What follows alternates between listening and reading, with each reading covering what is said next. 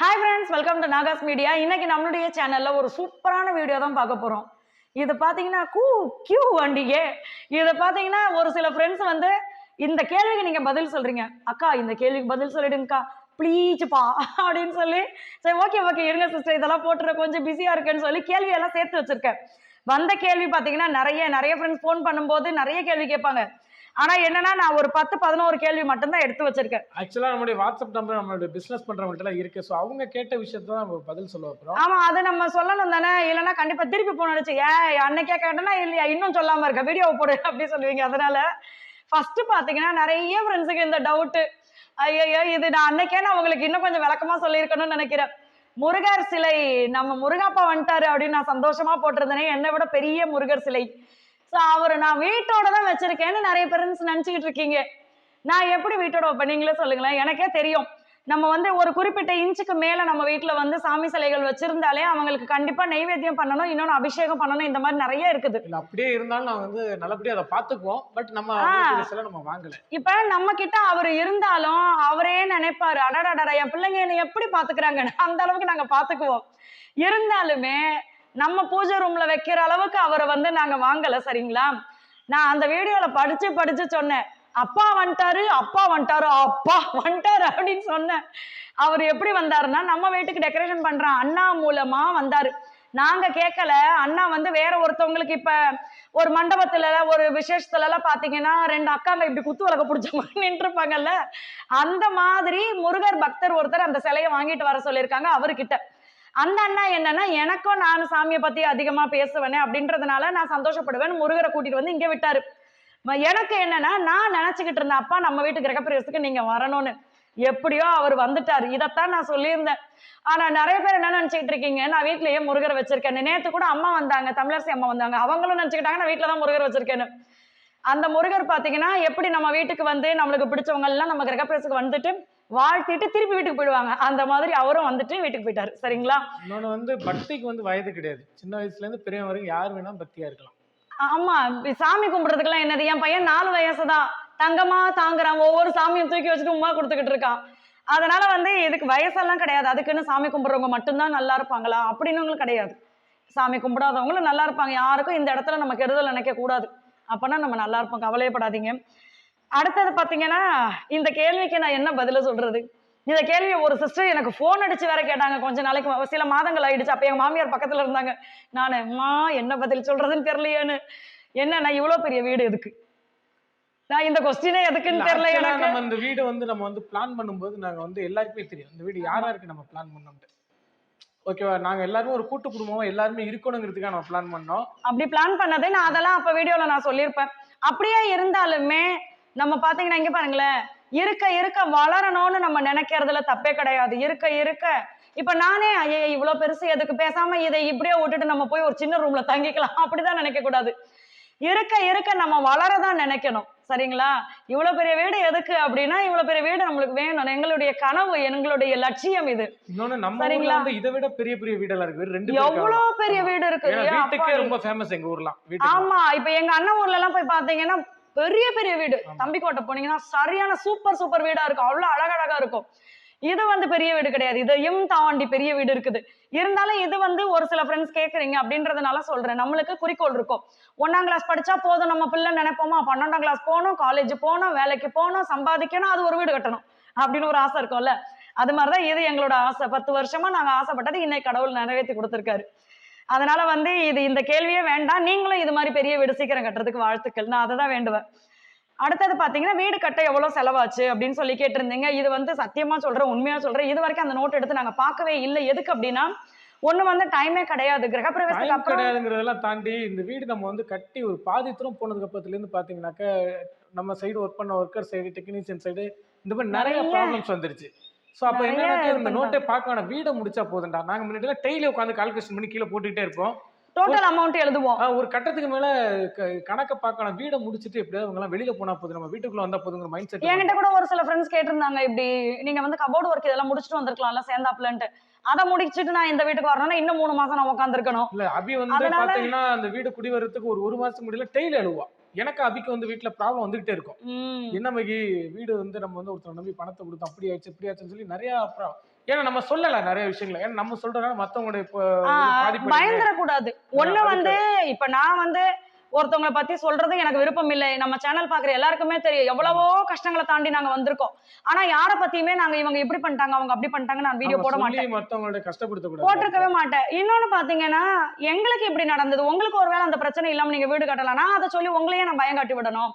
அதனால நான் எப்பவுமே சிரிச்ச முகத்தோட இருக்கிறதே நீங்க பாக்கலாமே. எங்களுடைய சின்ன சின்ன பிரச்சனைகள் வந்து நாங்களே சமாளிச்சுக்குவோம், கடவுள் இருக்காரு பாத்துக்குவாரு அப்படின்னு சொல்லிதான் விடுறது. கால்குலேஷன் பண்ணல, அந்த நோட்டை கொண்டு நான் பரன்ல தூக்கி போட்டேன். அந்த நோட்டு எனக்கே வந்து அது ஒரு கட்டத்துல எங்களுக்கு வேற மாதிரி மைண்ட் பாத்தீங்கன்னா டிப்ரெஷன் ஆயிடுச்சு. யாரை பார்த்தாலுமே சொல்லுவேன், எனக்கு நல்லா ஞாபகம் இருக்கு, யாரை பார்த்தாலுமே ஒரே மன உளைச்சலா இருக்கு அப்படின்னு சொல்லுவேன், நானும் மகியும் சொல்லுவோம். அது வந்து நிறைய விஷயம், அது வந்து வீட்டை கட்டிப்பாரு கல்யாணத்தை முடிச்சுப்பாருன்னு பழமொழி சொல்லுவாங்க, அது மாதிரி வீட்டை கட்டி பார்த்தாதான் தெரியுது அதோட இது. அதனால என்னன்னா ஆகி போச்சு செலவு, இதுக்கு மேல அதை நான் கணக்கு பார்த்து என்ன பண்ண போறேன், ஆகி போச்சு செலவு அப்படின்ற மாதிரிதான். அதனால அதை நம்ம பார்க்கல. அதுக்குன்னு நீங்க உடனே நினைச்சுக்காதீங்க அப்ப பல கோடி செலவு பண்ணிருப்பாங்க அதான் இவங்க மறைக்கிறாங்க அப்படின்னு சொல்லி. வீட்டுக்கு ஆக வேண்டிய செலவுகள் ஆகிட்டு தான் இருக்கும், இன்னும் நிறைய இருக்கு இந்த வீட்டுல செய்ய வேண்டியது. அப்படி கணக்கு பார்த்தோம்னா நம்மளுக்கு நிறைய கணக்கு வந்துகிட்டே இருக்கும். பட் எங்களுக்கு என்னன்னா குடி வரணும்னு நினைச்சோம், வந்துட்டோமா அவ்வளவுதான். அந்த கணக்கு பார்த்து ஓ இது இவ்வளவு செலவாயிச்சா, ஓ இவன் இவ்வளவு திண்டானா நம்ம கிட்ட இது எதுக்கு அப்படின்ற மாதிரி இருக்கு. இப்ப அடுத்தது பாத்தீங்கன்னா இவ்வளவு ஆடம்பரமான வீடு எதுக்கு அப்படின்னு சொல்லி ஒரு சிஸ்டர் கேட்டிருந்தாங்க. அந்த சிஸ்டர் என்ன தெரியுமா சொன்னாங்க, இல்ல அந்த சிஸ்டர் கேட்கும் போது என்ன தெரியுமா கேட்டாங்க, இது வந்து என்னோட கொஸ்டின் இல்ல சிஸ்டர், என் பக்கத்துல இருக்கிறவங்க கேட்டாங்க அதனாலதான் கேட்டேன், நீங்க எதுவும் தப்பா நினைச்சுக்காதீங்க சொன்ன பதில் தான். நாங்க வந்து ஒரு எங்க தாத்தா நாங்கெல்லாம், எங்க குடும்பம் வந்து பெரிய குடும்பம் நாங்கெல்லாம், ஓகேங்களா. நாங்க எல்லாருமே ஒன்னா இருக்குன்னு நாங்க வந்து ஆசைப்பட்டு அந்த வீடு வந்து நம்ம வந்து ஃபர்ஸ்ட் பிளான் பண்ணது, ஓகேங்களா.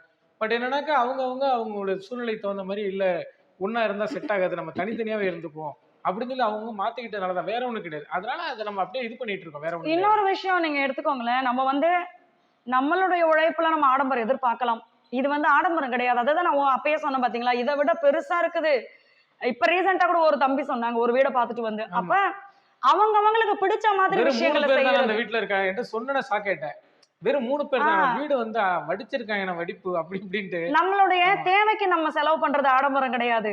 தேவையில்லாம ஒரு சாப்பாடு 4 பேர் சாப்பிடுறதுக்கு 40 பேருக்கு ஆக்கி தூக்கி குப்பையில போடுறோம் பாருங்களா, அது ஆடம்பரம்.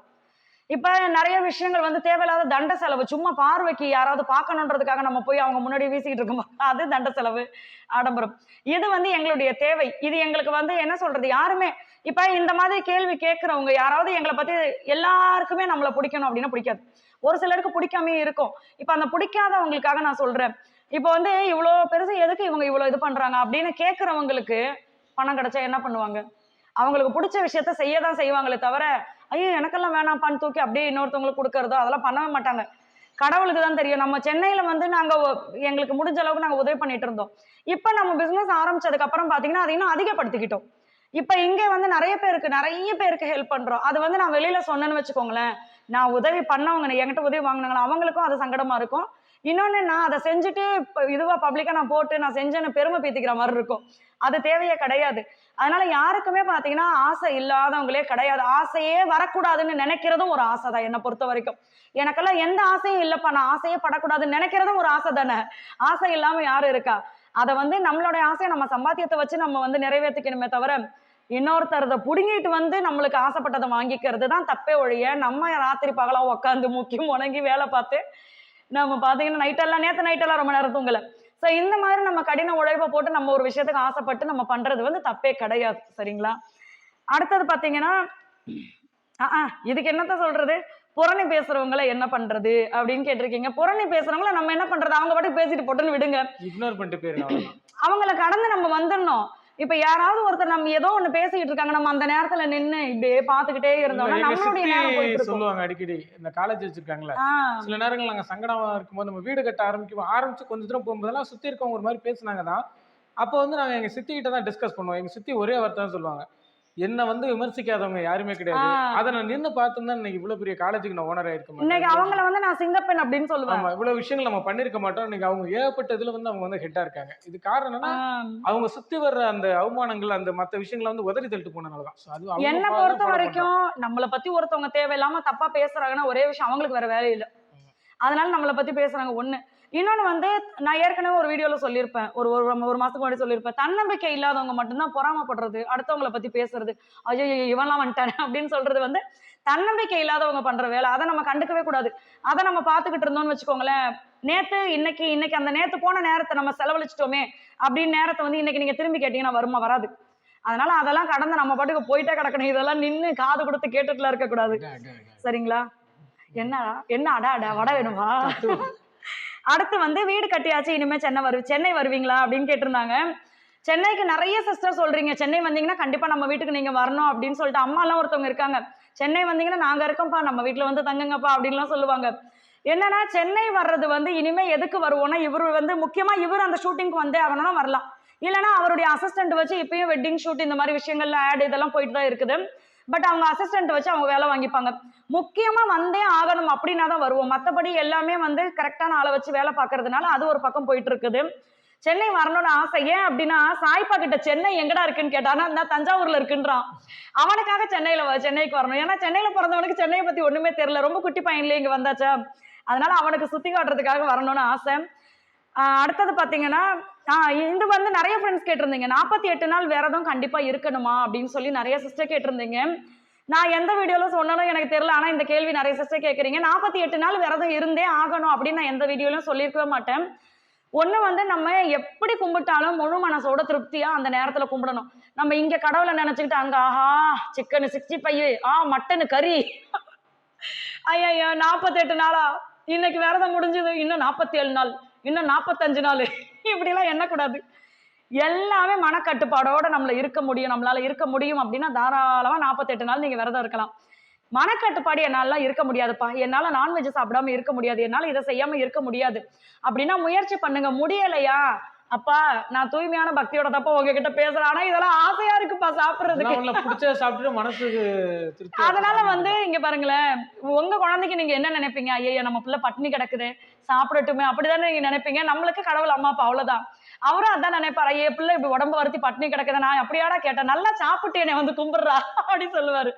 அதனால வந்து முடிஞ்சா 48 நாள் விரதம் இருங்க. இந்த விரதமே பாத்தீங்கன்னா நம்மளுடைய உடம்ப சுத்தப்படுத்துறது. ஃபர்ஸ்ட் நம்ம வந்து கண்டதையும் நம்ம வயிறு ஏதோ டஸ்ட்பின் மாதிரி எல்லாத்தையும் அள்ளி போடுறோம்ல, இந்த விரதம் இருக்கும்போது வயிறு சுத்தமாகும். ஸோ அந்த ஒரு விஷயம், மனசு சுத்தமாகும், இந்த மாதிரி விஷயம் தான். அதனால பாத்தீங்கன்னா வயிறை நம்மளால கண்ட்ரோல் பண்ண முடியல, வாயை கண்ட்ரோல் பண்ணாலும் மனசை சுத்தமா வச்சுட்டு சாமியை கும்பிடல, அவ்வளவுதான். அதனால போட்டு குழப்பிக்காதீங்க. அடுத்து வந்து ஏதாவது ஒரு பூஜை பண்ணா எல்லா நல்லதுமே கிடைக்கணும். அது எந்த மாதிரி பூஜை சொல்லுங்க அப்படின்னு சொல்லியிருந்தீங்க. இது வந்து நான் ஒரே விஷயம் தான் சொல்லுவேன். ஃபர்ஸ்ட் பாத்தீங்கன்னா பிரம்ம முகூர்த்தம். இதைத்தான் நான் பல வருஷமா நான் பண்றேன். அப்ப பிரம்ம முகூர்த்த பூஜை இப்ப எனக்கு வந்து ரொம்ப நம்பிக்கையா இருந்த விஷயம் பாத்தீங்கன்னா, எங்களுடைய குலதெய்வம் எல்லாருக்கும் அவங்கவுங்க குலதெய்வத்துக்கு வெள்ளம் வாங்கிட்டு போய் கொடுக்கறது பௌர்ணமி அன்னைக்கு. இன்னொரு விஷயம் வேல்மாறல் படிச்ச உடனே எங்களுக்கு அவ்வளவு ஒரு திருப்தி. அதே மாதிரி எங்க குலதெய்வத்துக்கு நம்ம இன்னைக்கும் போயிட்டு வந்தேன். பௌர்ணமி அன்னைக்கு இன்னைக்கு நாங்க கோயிலுக்கு வெள்ளம் எடுத்துட்டு போயிட்டு வந்தோம். அதே மாதிரி இன்னொன்னு தெரிஞ்சுக்கோங்களேன், நம்ம ஒரு விஷயத்த வேண்டுறோம் கடவுள்கிட்ட, எப்பா எனக்கு இதை கொடுங்கப்பான்னு வேண்டுறோம், கொடுத்துடுறாரு. கொடுத்ததுக்கு அப்புறம் திருப்பி அந்த கடவுளுக்கு போய் நன்றி சொல்றோமா?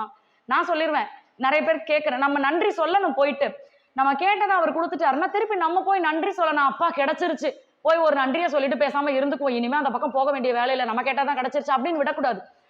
கிடைச்சிருக்குல்ல, அப்ப திருப்பி அதை நீங்க கண்டினியூவா பண்ண இன்னும் நிறைய நல்லது தானே நடக்கும். அதை ஏன் நம்ம பண்ண மாட்டோம்? அதுதான் நான் நிறைய பேர்கிட்ட சொல்வேன். நான் பிரம்ம முகூர்த்த பூஜை 21 நாள் பண்ண சிஸ்டர், அதுக்கு மேல என்னால முடியல அப்படின்னு சொல்றீங்க. 21 நாள் பண்ண முடிஞ்ச உங்களால ஏன் 22, 23ன்னு போக முடியல? முடியும். நம்ம என்னன்னா மனசை கணக்கு போட்டுக்கிறது, இந்த வாழ்க்கை முழுக்க நம்ம ஃபாலோ பண்ணணும்னு நினைக்கிறது. முக்கியமான விஷயம்னு ஒண்ணு நம்ம வந்து நோட் பண்ணி வைக்கும் போது அப்பதான் தேவையில்லாத வேலைகளை நம்மளே கமிட்மெண்ட்ஸ் பண்ணிக்குவோம். மனசு அலைப்பாயும். நம்ம மனசு பாத்தீங்கன்னா சொல்லுவாங்க குரங்கு மாதிரி அலப்பாஞ்சுக்கிட்டே இருக்கோன்னு. மனசால மட்டும்தான் டபக்குன்னு லண்டன் போக முடியும், லபக்குன்னு இங்க போக முடியும், அப்படி தாவிட்டே இருக்கும். அப்ப என்ன ஒரே இதுதான், நீங்களே நினைச்சுக்கணும், நேத்து பண்ணோம்ல இன்னைக்கு பண்ண முடியாதா? 21 நாள் பண்ண முடியும், இனிமேலும் பண்ண முடியாதா அப்படின்னு நினைச்சு நீங்க பண்ணுங்க. 21 நாள் 48 நாள் இப்படி கணக்கு வைக்காதீங்க. அதை ஒரு லைஃப் ஸ்டைல நீங்க மாத்திக்கோங்க. நடுவில் நம்மளுக்கு உடம்பு முடியலன்னா தூங்கிக்கலாம், திருப்பி நம்ம ஸ்டார்ட் பண்ணிக்கலாம். அதுக்கு நீ கரெக்டா கணக்கு பண்ணி பண்ணாதீங்க. நீ 21 நாள் இருந்த, நானும் உனக்கு 21 நாள் அதை பண்ணிட்டு விட்டுறேன்னு கடவுள் சொன்னா நம்ம சும்மா இருப்போமா? அதாவது ஏதோ ஒண்ணு, கடவுள் நம்பிக்கை இல்லாட்டியும் பிரச்சனை இல்லை, இருக்கு அப்படின்னா அதை குழப்பிக்காதீங்க, செய்யணும்னா ரெகுலரா செய்யுங்க. அடுத்தது அப்புறம் வந்து ஏன் மொய் பிடிக்கல அப்படின்னு சொல்லி நிறைய ஃப்ரெண்ட்ஸ் ஏன்கா மொய் பிடிக்கலன்னு எங்களுக்கு பக்கத்துல இருக்கவங்க சொந்தக்காரங்க எல்லாரும் கேட்டாங்க. நம்ம ஏரியால வந்து ரொம்ப ஃபேமஸ் இந்த ஏரியால. இப்போ எல்லாருமே நம்ம வீட்டு வந்தவங்க எல்லாருமே கேட்டாங்க, ஏன் மொய் பிடிக்கல ஏன் எல்லாருமே கேட்டாங்க. என்னன்னா இப்ப நம்ம ஏரியால வந்து பாத்தீங்கன்னா மொய் விருந்தை, இப்ப நம்ம ஊர் பக்கத்து ஊர்லாம் பாத்தீங்கன்னா ஒரு 4-5 கிலோமீட்டர் தாண்டி போனா மொய் விருந்தை வைப்பாங்க. ஆமா, மொய் விருந்து வச்சு கோடிக்கணக்கில் மொய் பிடிப்பாங்க. டிவில எல்லாம் நிறைய வாட்டி நியூஸ்ல எல்லாம் வந்திருக்குங்க, 5 கோடி மொய் பிடிச்சாங்க, 15 கோடி மொய் பிடிச்சாங்க. ஸோ அந்த அளவுக்கு ஒரு ஃபேமஸான ஏரியா நம்ம ஏரியா. பட் எனக்கும் அபிக்கும் அதுல விருப்பம் இல்லை. நான் தான் அபிட்ட வேணாம்னு சொல்லிட்டேன். என்ன காரணம்னா எங்க அப்பா வந்து காலத்துல நிறைய மொய் செஞ்சிருந்தாங்க. அது திருப்பி நம்ம வந்து ஒரு ஃபங்க்ஷன் வச்சு அதை வாங்கணும்னு நினைக்கிறப்ப நம்ம மொய் செஞ்சவங்களே வந்து நிறைய பேர் கஷ்டப்பட்டாங்க. இப்ப இல்ல கொஞ்சம் வேலை இல்லாதனால இங்க கிராமத்துல என்ன மொய் செய்யலாம் போய் கேட்டுருவாங்க, ஏப்பா 2 3 மொய் உங்களுக்கு போட்டிருக்கோம் ஏப்பா செய்யல அப்படின்னு சொல்லி கேட்டுருவாங்க. ஸோ அந்த மாதிரி இது பண்ணும்போது ஒரு சிலர் வந்து என்ன சொன்னாங்க, இல்லை இப்போ செய்யறதுக்கு இது இல்லை அமையல, அப்புறம் செய்யறேன்னு சொல்லும்போது நம்ம அந்த சூழல்லாம் பார்த்து நான் வளர்ந்தேன். அப்போ அபிகிட்ட ஒரு விஷயம் நான் என்ன சொன்னேன்னா, இல்லப்பா நம்ம வந்து மொய்யை வந்து நம்ம போட சொல்லி கம்பல் பண்ணணும். இப்போ எங்கள் தாய் மாமா வீட்டிலாம் நீங்கள் சீரெலாம் ஒன்றும் வைக்காதீங்கன்னு சொல்லிட்டேன். நான் சின்ன மாமாலாம் வேணேன்ட்டேன். ஏன்னா அவங்களாம் கஷ்டப்படுறாங்க. இப்போ எனக்கா அவங்க என்ன பண்ணுவாங்க, கடன் வாங்குவாங்க. கடன் வாங்கிட்டு அதுக்கு ஒரு வட்டி கட்டிட்டு உட்காந்துருப்பாங்க. இப்ப எனக்கு என்னன்னா, நான் நிறைய பேர்கிட்ட பேசியிருக்கேன், இங்க ரிலேஷன் சைடு நிறைய பேர்கிட்ட பேசியிருக்கேன். அவங்க சொல்றது பாத்தீங்கன்னா, சபையில மரியாதை விட்டு கொடுத்துட கூடாது. இவ்வளவு நம்ம சரணியாவே எடுத்துங்களேன். நம்ம சரணியாவே வந்து பாத்தீங்கன்னா ரிலேட்டிவ்ஸ்க்கு எல்லாம் பண்றதுக்கு தனியா வந்து இன்ட்ரெஸ்ட் பண்ணுவாங்க. அப்படிதான் பண்ணுவாங்க. நான் சரணியாவுக்கும் எங்க அண்ணன் நிறைய அட்வைஸ் பண்ணுவேன், இல்லப்பா அப்படி போய் மாட்டிக்காதீங்க, முடிஞ்ச அளவுக்கு செய்யுங்க. நம்ம சூழலை புரிஞ்சுக்கலனாக்கா நீங்க வந்து அதை பத்தி கவலைப்படாதீங்க. கையில இருந்து அதுவுமே பாத்தீங்கன்னா நாளைக்கு சாப்பாட்டுக்காகவோ நாளைக்கு நம்ம தேவைக்காகவோ வச்சிருக்கிற ஒரு பணத்தை கொண்டு போய் இன்னைக்கு நம்ம கொடுத்துட்டு திருப்பி நம்ம தேவைக்காக நம்ம கடன் வாங்கிட்டு இருப்போம்.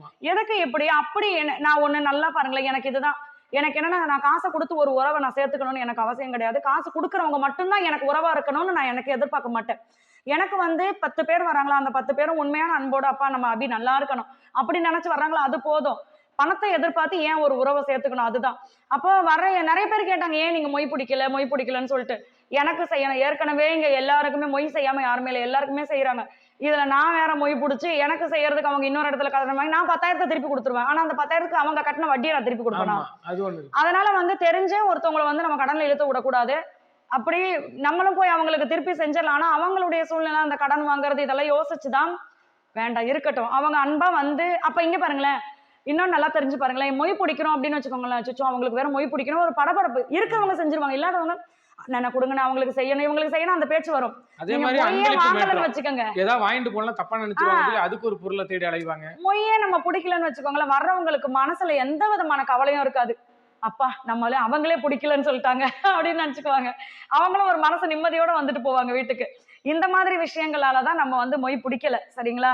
எனக்கு இப்ப நிறைய பேர் அதை ஃபாலோ பண்றாங்க. நிறைய இப்ப எங்க ஏஜ்ல இருக்கிறவங்களும் ஆமா நாங்களும் அந்த மாதிரிதான் ஃபாலோ பண்ண போறோம்னு சொல்றாங்க. நல்ல விஷயம் அது. நம்மளை பார்த்து நிறைய பேர் சொல்லியிருக்காங்க, நல்ல ஐடியாவா இருக்கு, இனிமே நாங்க ஃபாலோ பண்றேன். அடுத்தது பாத்தீங்கன்னா, எப்ப பார்த்தாலும் சாமிதானா அப்படின்னு கேக்குறீங்க. எப்ப பார்த்தாலும் நான் சாமியை தான் கும்பிடுவேன். நான் இப்படி போனாலும் சிவசிவான்னு தும்முனா முருகா அப்படிம்பேன். கீழே விழுந்துட்டு அச்சச்சோ அப்படின்னு இன்னொரு வார்த்தை இருக்கு, அந்த வார்த்தையை சொன்னா சிவசிவா அப்படின்னு சொல்லிக்குவேன்.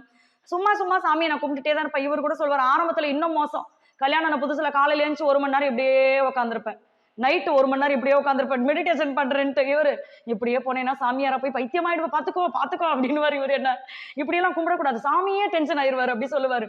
அதுல இருந்து கொஞ்சம் கொஞ்சமா வெளியில வந்துட்டேன். ஆனா எனக்கு என்னன்னா, நான் யார் வீட்டுக்கும் போய் இந்த உட்காந்து பேசுறது, டிவி பாக்குறது, அடுத்தவங்க வீட்டுல போய் நம்ம உட்காருது இதெல்லாம் பண்ண மாட்டேன். அதே மாதிரி என்கிட்ட அடுத்தவங்களை பத்தி எப்ப பார்த்தாலும் புறணியே பேசிட்டு இருக்காங்க, அவங்க வீட்டுக்கு போக மாட்டேன், வச்சுக்க மாட்டேன், அவங்கள்ட்ட பேச மாட்டேன். எனக்கு என்னன்னா, நான் ஒருத்தவங்க கிட்ட பழகுறேன்னா அவங்க வந்து என்னுடைய விஷயத்த ஷேர் பண்ணிக்கணும், அவங்களுடைய கவலை என்கிட்ட ஷேர் பண்ணிக்கலாம். அவங்களுடைய இன்னொருத்தவங்களுடைய 3வது மனுஷனோட ஏதோ பொறணியத்துன்னு வந்து பேசுறதுக்கெல்லாம் நான் இது பண்ணிக்க மாட்டேன், கட்டை போட்டுரும். அதை பத்தி நமக்கு தேவையில்லை, அவங்களுக்கு நமக்கு சம்பந்தம் கிடையாது, அதனால அது நம்மளுக்கு தேவையில்லை. அதே மாதிரி அஜிஜய் அவன்லாம் வந்துட்டான் பாரு, இவன்லாம் வந்துட்டான் பாரு, அடுத்தவங்க கூடிய கிடைக்கிறதுக்கு இதெல்லாம் பேச மாட்டேன். நான் அதை நினைப்பேன், அதுக்கு சிவசிவன் சொல்றது, முருகர் சொல்றது எவ்வளவோ மேல, முருகான கூப்பிடுற அவர் வந்து பாப்பாரு, அடுத்தவங்களை பத்தி புறணி வச்சு நம்ம என்ன பண்ண போறோம், அதனால அது தேவை கிடையாது, நம்ம சாமியவே கும்பிட்டுக்கலாம் அப்படின்னு எப்ப பார்த்தாலும் நான் சாமியை தான் கும்பிடுவேன். அதுக்கு ஏத்த மாதிரி அவரும் நல்லா தானே வச்சிருக்காரு, கோடியா கொட்டினாதான் நம்ம வந்து நல்லா வச்சிருக்காருன்னு அர்த்தமா? அந்தந்த கஷ்டத்தை சரி பண்ணாவே அவர் நல்லா தான் வச்சிருக்காரு. அடுத்தது பாத்தீங்கன்னா, வீடு கட்டினதுக்கு பிறகு சொந்தக்காரவங்க ரியாக்ஷன் எப்படி இருக்கு அப்படின்னு சொல்லி கேட்டிருந்தீங்க. எப்படி இருந்தா நம்மளுக்கு என்ன அப்படின்றத நான் நினைப்பேன். ஏன்னா 100 பேர்ல நம்ம 100 பேரை பாக்குறோம் அப்படின்னா 100 பேர்ல பாத்தீங்கன்னா 10 பேர் நம்ம முன்னாடியே பேசுவாங்க, 10 பேர் நம்ம பின்னாடி பேசுவாங்க, 10 பேர் சைட்ல பேசுவாங்க, 10 பேர் நல்லா இருக்க கூடாது, ஐயா இவெல்லாம் சின்ன வயசுல கிழிஞ்ச டவுசரை போட்டுட்டு கிடந்தா இன்னைக்கு இப்படி பெரிய கட்டிட்டானே அப்படின்னு பேசுவாங்க. சோ அதெல்லாம் நம்ம வந்து கவலையப்படக்கூடாது.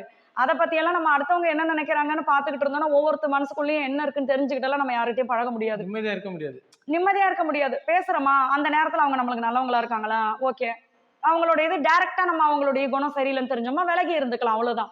மத்தபடி யாரு எப்படி நினைச்சா நம்மளுக்கு என்ன, நம்மளுக்கு ஒரே விஷயம், நான் கடவுளை வேண்டி பாப்பா எங்க கிட்ட வர்ற ஃப்ரெண்ட்ஸ் எல்லாருமே நல்லவங்களா, எங்களுக்கு நல்லது நினைக்கிறவங்களா இருந்தா போதும். அவ்வளவுதான். 100 பேர் வேண்டாம் எனக்கு, 10 பேர் போதும் ஃப்ரெண்ட்ஸ் அப்படின்னு நினைப்பேன். ஸோ இதுதான் நீங்க கேட்ட கேள்விகள். இதுக்கு நான் கரெக்டான பதில் சொல்லிட்டேன். எனக்கு என்ன இருந்துச்சோ தோணுச்சோ அதை அப்படியே நான் பதிலா சொல்லிட்டேன். ஸோ இந்த வீடியோ கண்டிப்பா உங்களுக்கு பிடிச்சிருக்கும் அப்படின்னு நம்புறேன். நீங்களும் பாத்தீங்கன்னா எல்லாத்துக்கும் போட்டு டென்ஷன் ஆயிக்காதீங்க. ஆசைப்படுங்க, பெருசா ஆசைப்படுங்க. நம்ம இவ்வளோ பெருசா ஆசைப்பட்டாதான் இவ்வளோன்னு நம்மளால செய்ய முடியும். அதனால பெருசா ஆசைப்படுங்க. ஆசைப்படுறது தப்பே கிடையாது. அடுத்தவங்களுக்கு தான் நம்ம பணத்துக்கு அடுத்தவங்களோட இதை பிடுங்கிறதுக்கு ஆசைப்படக்கூடாது. நம்ம உழைச்சு நல்லா வரணும்னு ஆசைப்படுறதுல தப்பே கிடையாது. எல்லாரும் நல்லா இருப்போம், நல்லா இருங்க. எல்லா ஃப்ரெண்ட்ஸ்க்குமே ரொம்ப ரொம்ப நன்றி. பாய். பாய்.